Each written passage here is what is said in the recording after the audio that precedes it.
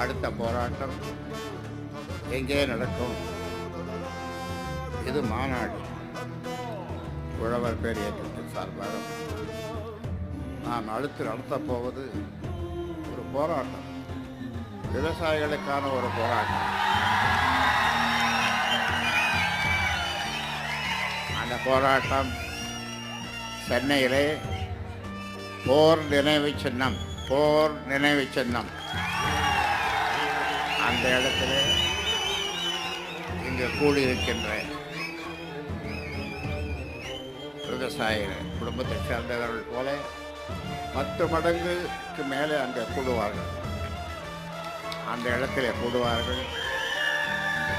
ஒரு நாள் அந்த இடத்தை முற்றுகையிடுவார்கள். 10 அம்ச கோரிக்கைகளை முன்வைத்து